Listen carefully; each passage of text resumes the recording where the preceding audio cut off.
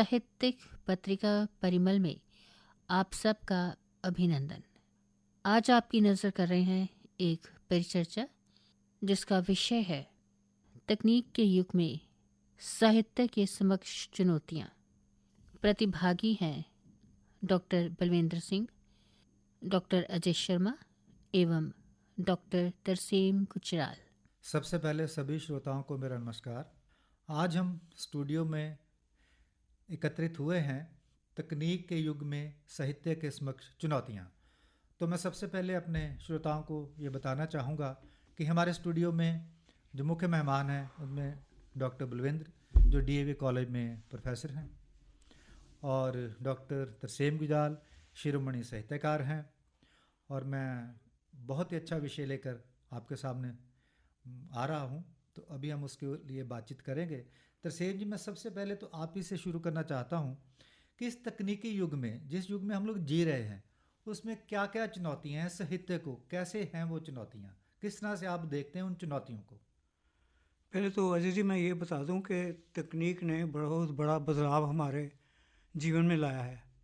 जी, एक वक्त में हम कलम और कागज़ पर काम करते थे, ठीक है जी। अब उसकी जगह उंगलियां चलती हैं कीबोर्ड पर। हाँ जी। तो पिछले 10-15 साल में ये असंभव हो गया है कि आप अपनी पांडुलिपि हाथों से तैयार करें और फिर उसे किसी प्रकाशक को भेजें जी। और फिर वो उस पर निर्णय और फिर बताए। अब ये सब कुछ आसान है, इसलिए हो गया है कि आप अपनी पांडुलिपि तैयार कर लेते हो, जी। फिर प्रकाशक से बात करते हो और उसे ईमेल से भेज देते हो, तुरंत उसको मिल जाती है, कुछ ही दिनों में निर्णय आ जाता है। और शुद्धियाँ जो हैं वो कम होती हैं क्योंकि आपने खुद उसकी टाइपिंग की व्यवस्था सारी देखी हुई होती है। जी। तो तकनीक ने ये बड़ा बदलाव हमारे जीवन में लाया है। फिर दूसरा, हमारे पास फ़ोन है, कितनी सुविधाएं हमारे पास जी। हैं। पहले हम रजिस्ट्री करवाने के लिए, अपनी रचना भेजने के लिए पोस्ट ऑफिस में जाकर घंटों खड़ा होते थे। जी। अब ईमेल से हम तुरंत ईमेल कर देते हैं तो वो पहुंच जाती है। जी। ये समय और गति सब कुछ कंट्रोल किया है जी। इसने, इन तकनीक ने। बिल्कुल ठीक है आप। लेकिन चुनौतियां कम नहीं हुई हैं, जी। चुनौतियां बहुत हैं। तो अगले दौर में जब भी इसकी विशेषताओं पर बात होगी तो हम चुनौतियों को ठीक है। डिस्कस करेंगे। मेरे ख्याल बिल्कुल। बलविंदर जी से आप पूछ लें बिल्कुल। थोड़ा सा। आपने बड़ी अच्छी बात की। आपने किताब को छपने के प्रोसेस के बारे में बात की, कैसे लिखी जाती है, कैसे छपती है। आप बहुत जल्दी छप जाती है, बहुत लिखी जाती है। लेकिन बलविंदर जी, यही सवाल है कि अभी चुनौतियों के बारे में हम बात करेंगे कि चुनौतियाँ क्या हैं हमारे सामने। डॉक्टर अजय शर्मा जी, मेरी बुद्धि विवेक में यह बात आती है कि एक तो अनुभव के प्रमाणीकरण की चुनौती है जी। कि अनुभव का टटकापन, संवेदना की सत्यता, यह अपने आप में एक चुनौती है। जी। क्योंकि हम जिस तकनीक के युग में हैं जी। वहाँ बहुत से एआई, कृत्रिम बौद्धिकता के उपकरण जी। मौजूद हैं। बिल्कुल। वो कई हैं, उनकी हम क्या बात करें। तो ऐसे में जो रचनाकार का निजी नितांत अनुभव, सत्य अनुभव, प्रामाणिक अनुभव होता था, जी। उस संबंध में चुनौती है जी। कि बहुत सारा ऐसा साहित्य उत्पादन के रूप में हमारे समक्ष आ रहा है कि उसमें संवेदना के क्षरण को साफ साफ देखा और आंका जा जी। सकता है। यह बड़ी चुनौती बिल्कुल है ठीक। हाँ, और बड़ी अनुभव के प्रमाणीकरण से बिल्कुल। संबंधित चुनौती है। और गुजराल साहब बिल्कुल। कह रहे थे, निस्संदेह यह प्रायोगिक चुनौतियों जी। के अंतर्गत परिगणित हो सकता है कि वहाँ ठीक है, रचना को शब्दबद्ध करना भी तो अपने आप में चुनौती है। जी। बिल्कुल। कितने वरिष्ठ साहित्यकार हैं जो कर पाते हैं। जी। लीलारत जगूड़ी वो सीधे कह रहे, भाई यह सारा ताम झाम मैं नहीं कर पाता जी। हूँ।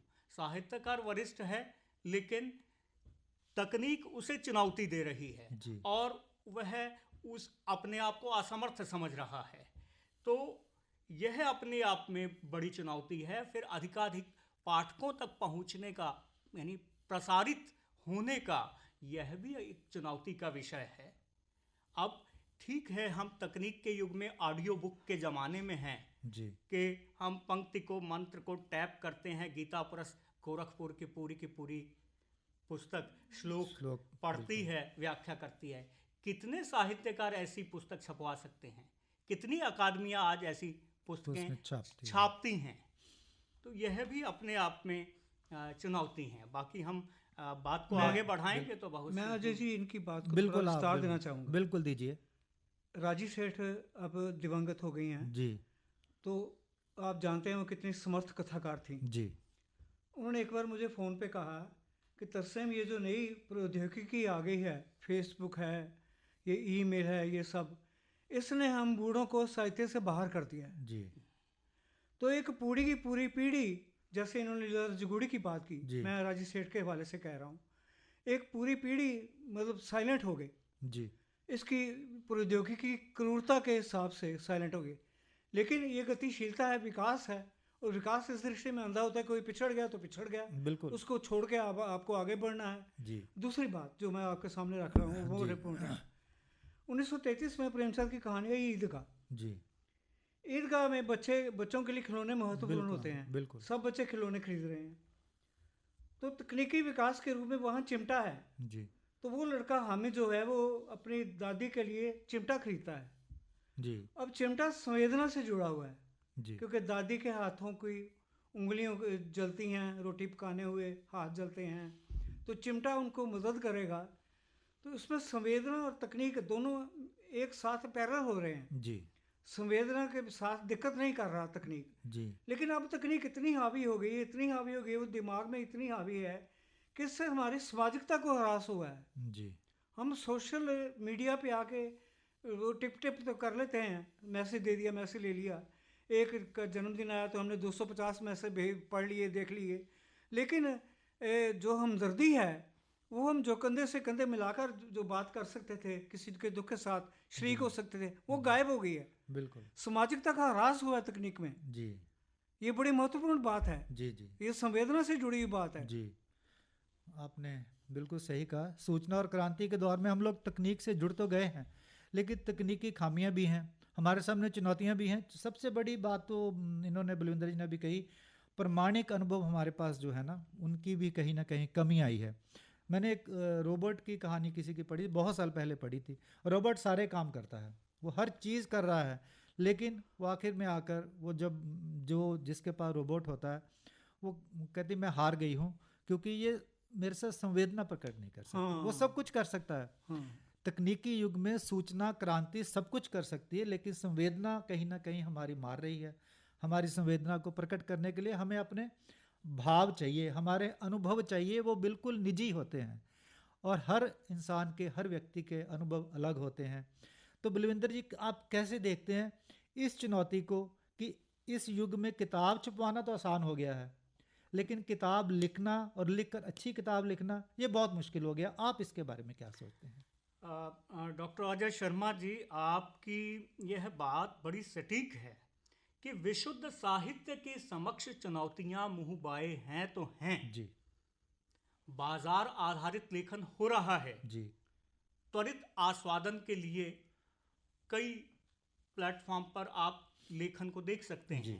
आप देखते हैं कि हड़बड़ी का लेखन है जी। उसमें अशुद्धता को दरकिनार किया जा रहा है कि गतिशील लेखन है, लेकिन इस गतिशील लेखन में जो परंपरागत विशुद्ध साहित्य था, जो मांस मज्जा के साथ लिखा जाता था, मानवीय करुणा, दया, प्रेम की अभिव्यक्ति करता था, उसका ह्रास हो रहा है। यह ठीक वही बात है कि संवेदना का क्षरण हो रहा है। यद्यपि तकनीक के इस युग में साहित्य की विधागत परिवर्तनों की कई बानगियां देखी जा सकती हैं। बिल्कुल। कि आप फेसबुक फिक्शन लिख रहे हैं, ब्लॉगिंग हो रही है, शॉर्ट मूवीज लिखी जा रही हैं, बिल्कुल, बिक्री बढ़ाने के उद्देश्य से की जाने वाली कंटेंट राइटिंग हो रही है। पॉपुलर लिटरेचर के दायरे में सभी को लाना चाहिए कि पॉपुलर लिटरेचर हो रहा है, लेकिन कोई क्लासिक रचना, कालजयी रचना नहीं आ रही है, क्योंकि हमारे पास समय का अवकाश ही नहीं है। बिल्कुल, हमारे पास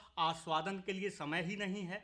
हम व्यापार और वाणिज्य के उपादान बनते जा रहे हैं। बिल्कुल, और स्वयं को उस बाजार में पा रहे हैं। बिल्कुल। तो मुझे लगता है कि यह जो प्रायोगिक चुनौतियों के साथ साथ जो विधागत परिवर्तन हो रहे हैं, यह भी चुनौतियां हैं कि जो परंपरागत कहानी, लघु कथा या उपन्यास या नाटक लिख रहे हैं, कविताएं लिख रहे हैं, वो पॉपुलर लिटरेचर लिख पा रहे हैं या नहीं लिख पा रहे, जी क्योंकि पाठकों तक रीच तो उसी की है, बिल्कुल उपलब्धता तो उसी की है, और आजकल की गतिशीलता में पाठक भी उसी साहित्य के हैं, जी आस्वादन उसी साहित्य का किया जा रहा है। तो इस दृष्टि से भी बिल्कुल विचार को आगे बढ़ाया जाना चाहिए। बिल्कुल, मैं आपकी बात से बिल्कुल सहमत हूँ। जो बाजारीकरण का दौर है ना, जो बाजार है, बाजार धीरे धीरे धीरे धीरे एस्टेब्लिश होता है। एक दिन में बाजार हमारे ऊपर आकर पाँव नहीं पसारता। मुझे याद है national book trust of India का एक वो सेमिनार था बठिंडा में, तो मेरे साथ मुझे हिंदी उपन्यासकार के तौर पर बुलाया गया था और गुरदयाल सिंह जी पंजाबी उपन्यासकार के तौर पर बैठे थे। वो बैठे तो मैं डर रहा था मैं क्या बोलूँगा। वो मेरे साथ बैठे बैठे कहने लगे, मेरा मड़ी द दीवा जो है वो 500 कापी छपी थी, और जो गुलशन नंदा का नावल है वो 1 लाख 2 लाख छपता है स्टार्ट में ही। तो पॉपुलर लिटरेचर कहीं ना कहीं शुरू से ही रहा है। ये नहीं है कि पॉपुलर लिटरेचर आज लिखना शुरू हुआ, वो शुरू से रहा, लेकिन फिर भी उसके कुछ मायने थे। कम से कम पॉपुलर लिटरेचर जो बाजार में आता था उसको पढ़कर मेरे जैसे पाठक पैदा हुए, लिखने की आगे एक परंपरा चली। अगर वो ना तो शायद हम पढ़ ही ना पाते, कठिन मतलब इतना मतलब एस्थेटिक। मुझे लगता है कि पॉपुलर लिटरेचर की अपनी एक भूमिका तो है, उत्सुक करता था, बिल्कुल लालायित करता बिल्कुल था, लालायत करता, आगे पाठक पढ़ने वर्ग के लिए बनाता बिल्कुल था, पाठक वर्ग बनाता था, लिखने का मर्ज हाँ पैदा बिल्कुल। करता था। अब सोशल मीडिया में क्या है, सुबह उठो स्क्रॉल करो, आपको किसी की लघु कथा, किसी की कविता, किसी की कहानी, इतनी लंबी कहानी कौन पढ़ेगा सोशल मीडिया, बताइए। वो कहीं ना कहीं हमें शब्द ही शब्द को खाने लगे हैं, ये मैं कह सकता हूँ।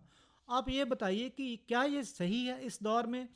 आप कविता लिखते हैं तो फेसबुक पर डाल दें, कहानी लिखते हैं तो फेसबुक पर डाल दें। चलो छोटी सी लघु कथा, छोटी सी 2-4 लाइनों की पंक्ति तो हो सकती है, लेकिन क्या लंबी लंबी कहानियाँ, क्या फेसबुक उस लेखक को आगे ले जाने में कोई सहायता करेगी या उसको मार देगी, ये बताइए। एक तो बात आपने पॉपुलर साहित्य की कही, जी कभी भी पॉपुलर साहित्य को साहित्य में जगह नहीं मिली, ठीक है, साहित्य ने उनको नहीं पहचाना। जी। साहित्य ने उसी को जगह दी है जिसमें मानवीय गरिमा, मानवीय संघर्ष, जी मानवीय इतिहास, उसकी झलक, उसके द्वंद्व, उसके पीड़ा वो ध्वनित होती है, उसको जगह दी है। जी वो वायवी जो होती है, फालतू की बातें होती हैं, उसमें मन तो लगता है लेकिन मन टिकता नहीं। लेकिन अब वह विश्वविद्यालयों के पाठ्यक्रम का हिस्सा बनना जा रहा है। बिल्कुल नहीं, वो तो गलत चीज़ें तो जल्दी अडॉप्ट होती हैं, गलत चीज़ें जल्दी अडॉप्ट होती हैं, घटिया चीज़ें जल्दी पॉपुलर होती नहीं, हैं। वो सालों साल लग गए। हल्के रानू और गुलचंदा सालों से लिख रहे हैं जब हम छोटे थे, नहीं, अब वो जाकर उनको मान्यता प्राप्त, अब कहने लगे हैं कि वो भी एक लिटरेचर का ही हिस्सा है, वो चाहे लाइट लिटरेचर कभी कभी नहीं होगा, कभी नहीं होगा। शेखर की जीवनी, रंगभूमि, यशपाल के उपन्यास, प्रेमचंद के उपन्यास, ये सभी सदा रहेंगे और सदा से हैं, ये कालजयी सदा रहेंगे, उपन्यासों की सदा रहेंगे। बात है। कालजयी उपन्यास, डॉक्टर गुजराल, मुझे लगता कालजयी है उपन्यास कि कैसे बनता है? जी ऐसे ही नहीं बन जाता कालजयी उपन्यास। जी जी आपके पिता ने वो पढ़ा, आप वो बेटे को बताते हैं ये कालजयी उपन्यास है, इसमें ये खूबियां, जीवन है, संघर्ष है, उस समय की दिक्कत है, उस समय की परेशानी, समय के पार चला जाता है, समय से पार जाता है वो। जी तो आप रामचरितमानस को आज भी पढ़ते हैं, गीता को आज भी पढ़ते हैं, उसमें जी गीता में आज भी जो रहस्य हैं वो जीवन दायी हैं। बिल्कुल आप गुरु ग्रंथ साहब से वाणी लेते हैं, प्रकाश सुविवाक लेते हैं, जी तो दिन भर की दिनचर्या को अडॉप्ट करने के आपको रास्ते मिलते हैं, कबीर को सुनते हैं। लेकिन इसे हम आपको रास्ते मिलते लौकिक साहित्य में परिगणित नहीं करते हैं। इसे हमने मानवता के उदात्त आदर्शों पर ही रखा है, जी। इसे हम लौकिक साहित्य में परिगणित नहीं करते हैं। निश्चित रूप से आप जो बात कह रहे हैं और खतरा तो वो है, बताई दे बिल्कुल, रही है जी। कि ऐसा हो रहा है। यह सामान्यीकरण तकनीक के कारण ही हुआ है जी बिल्कुल कि हम ये इसे बिल्कुल भी सही। साहित्य दिए जाए। बिल्कुल। कि बिल्कुल सही। आज एक पुस्तक छपवाने के पश्चात पाठक वर्ग पैदा करना के बजाय, जैसे डॉक्टर अजय शर्मा कह रहे हैं, एक कविता लिखकर 5000 पाठकों के बीच सीधा डाल देना, जी। पहुंच, यह रीच तो बढ़ी है, यह तकनीक ने दी है। हाँ, उसमें भाषागत चुनौतियां हैं, उसमें बिल्कुल। संवेदनात्मक चुनौतियां हैं, वही प्रामाणीकरण, अनुभव के प्रामाणीकरण की चुनौती है, वो बनी हुई है, जस की तस है। और एक और चुनौती जिसकी ओर हम सबको ध्यान देना चाहिए, वह है कंटेंट चोरी की, बिल्कुल जिस प्लेजरिज्म Plagiarism है, नकल है, और पूरे का पूरा एक इसको कहना चाहिए कि यह षड्यंत्र है। बिल्कुल और आप फेसबुक देखिए, आप इंस्टा देखिए, आप व्हाट्सएप देखिए और दूसरी सामाजिक ऐप्स देखिए, उनमें बहुत सा ऐसा मेटीरियल है, सामग्री है जो चोरी की है, बिल्कुल मूल कुछ है, और फिर उसमें तकनीक के दौर में यह भी नहीं देखा गया कि उसका विशुद्ध रूप क्या है। बहुत सी बातें जो हैं डिस्टॉर्ट करके पाठकों के बीच आ रही हैं, बिल्कुल अपने मूल से बिल्कुल अलग थलग होकर पाठकों को भ्रमित करने वाली, यह भी अपने आप में चुनौतियां हैं। बिल्कुल बिल्कुल है। बिल्कुल लेखक आपने बड़ी जी अच्छी जी, लेखक का काम संवाद का है जी बिल्कुल ठीक बात है, संवाद स्थापित करना है बिल्कुल उसमें। बिल्कुल तकनीक के चलते जो संवाद है वो भ्रम की स्थिति में चला गया, बिल्कुल चला गया, संवाद नहीं हो रहा। बिल्कुल गोष्ठियों को आपने 4-5 लोगों को उस पे फेसबुक पे बिठा के कर लिया, बिल्कुल लेकिन जो मनुष्य की उपस्थिति है, जो विद्वान की उपस्थिति है, उसने कई विषयों से कई टर्म्स निकालनी है और आगे उसको बढ़ाना है, जी, वो नहीं हो रहा, वो नहीं हो रहा है ना कहीं संवाद टूट रहा है। नदारद है कहीं ना कहीं। हाँ आपने बहुत अच्छी बातें की, लेकिन तरसेम जी एक बात बताइए कि जैसे हम लोग पहले जब हम थे तो कुछ रचना लिखते थे, किसी पत्रिका में भेजते थे, किसी अखबार में छपती थी, तो एक नाम बनता था, दूर तक जाता था। लेकिन अब सारी अखबारों से साहित्य गायब है, बहुत सारी पत्रिकाएं बंद हो गई हैं। अब साहित्यकार के सामने ये भी चुनौती है, वो छपे कहाँ, अपने आप को प्रेजेंट कहाँ करे। उसके पास तो माध्यम क्या है, फेसबुक है, सोशल मीडिया है, आभासी दुनिया है, हाँ आभासी दुनिया है, तो वो करे भी क्या, वो जाए भी कहाँ, इसका हल भी क्या है। आभासी दुनिया ने कितनी नई लड़कियों को कवि बना दिया है, हाँ तो ये भी ठीक, आप देखो, तो फिर ये अच्छी बात है, ये तो बुरी अच्छी बात तो बात नहीं है। है। हाँ बिल्कुल। दूसरा ये खतरे सारे जो इन्होंने गिनवाए बलविंदर जी ने, वो सारे खतरे मौजूद हैं, वो तकनीक के चलते भी मौजूद हैं। और तकनीक से मुझे तकनीक ने उन खतरों को बढ़ावा दिया है। गुजराल साहब जिस बात को रेखांकित कर रहे हैं, एक आवश्यकता भी जन्मती है। वो आवश्यकता है कि वरिष्ठ साहित्यकार और जो नए साहित्यकार हैं, इनको तकनीक संबंधी जानकारियों से लैस करना। बिल्कुल। और यह काम अकादमियों का है, भाषा विभागों का है, विश्वविद्यालयों का है, बड़े बड़े संस्थानों का है, कि वे अपनी कर्तव्य परायणता का परिचय दें और नए और पुराने लेखकों के मध्य एक सेतु का काम करें। वह सेतु तकनीक बनेगी और तकनीकी सेतु बनेगा, और जब उससे लैस होंगे तो एक दूसरे को उससे लाभ होगा, पाठक को भी होगा, वरिष्ठ रचनाकार को भी होगा, कनिष्ठ रचनाकार को भी होगा। मुझे लगता है इस दिशा में भी काम होना चाहिए। बिल्कुल होना चाहिए। देखिए कहते जो हैं ना, अखबारात की बात उठाई जी, वो व्यावसायिक मामला है सारा। उनके जो एनालिसिस करने वाले हैं, उन्होंने जा के कुछ ही लोगों से जा के कहा, जनता के पास जाते हैं, वो कोई 2-4 लोगों के साथ बात की, उन्होंने कहा कि मैं तो नहीं पढ़ता जी कविता, मैं तो नहीं पढ़ता जी कहानी। उन्होंने दे दिया जी, निष्कर्ष निकाल के दे दिया जी, ये कहानी हम बंद करो छापना। अरे भाई, इससे तो आपकी अखबार जाती थी। रविवारी और बुधवारी संस्करण जो हैं अखबारों के, वो ज़्यादा बिकते थे और उनकी संख्या अब कम हो गई है, और अखबारें भी धीरे धीरे प्लान कर रही हैं, प्लान कर जाएंगे ये सब तकनीक के मौसम में। नहीं देखिए, ई-पेपर आ जाएगा, वो तो ठीक है, यूट्यूब चैनल आ गए हैं। नहीं, एक बात और भी है तरसेम जी, जो नहीं आप देखिए ना, सूचना का विस्फोट कितना हो रहा है, सूचना का विस्फोट इतना ज्यादा हो रहा है कि ज्ञान पीछे चला गया। लेकिन ज्ञान को धकेल दिया। सूचना तो साहित्य नहीं है, वो साहित्य नहीं है, सूचना है। सूचना का विस्फोट हो रहा है, मैं विस्फोट कर रहा हूं। असल में तरसेम वो इतना विस्फोट ज्यादा, इतना भयंकर है, उसने आपकी बुद्धि को भ्रमित कर दिया है, आपकी बुद्धि को भ्रमित कर दिया है। और भ्रम जाल इतना फैला दिया है कि आपको अपनी सच्चाई पर यकीन नहीं होने लगा कि मैं सच कह रहा हूँ, ये जो झूठ बोल रहे हैं वो सच कह रहे हैं। बिल्कुल, आपने सही मुद्दा उठाया। लेकिन एक बात है, अखबारों में जहाँ तक मैं अखबारों की बात करता हूँ, अखबारों में पहले रेजिडेंट एडिटर होते थे, वो तय करते थे क्या जाएगा क्या नहीं जाएगा, ये साहित्य का पन्ना जाएगा, ये मैगजीन का पन्ना ये जाएगा। लेकिन अब क्या है, अब जीएम आ गए हैं, सीजीएम आ गए हैं। वो क्या करते हैं, पहले होता था कि ये हमने लगा दिया है, अब जो जगह बची है वहां पर अपनी ऐड लगा दो। अब क्या होता है कि वो पहले डमी दे देते हैं पेपर की, वो कहते हैं डमी है, ये हमने दे दी है, अब जो जगह बची वहां पर आपने जो लगाना लगा दो, साहित्य लगाना साहित्य लगाओ, मैगजीन की और चीज लगानी और चीज लगाओ। यानी ये एक परिवर्तन है। तो परिवर्तन क्या कुदरत का नियम है। तो ये आज के दौर में, बाजारीकरण के दौर में मैं कहूँ, रंगीन पन्नों ने जगह तो ले ली है, किटी पार्टियों की फोटो तो लगनी शुरू हुई, लेकिन साहित्य कहीं ना कहीं हाशिए पर धकेल दिया गया है। तो इसके पीछे क्या कारण है, इसको कैसे हम देख सकते हैं, आने वाले समय से कैसे नए पाठक पैदा कैसे होंगे, नए लेखक पैदा कैसे होंगे, जब उनको छपने के लिए जगह ही नहीं मिलेगी।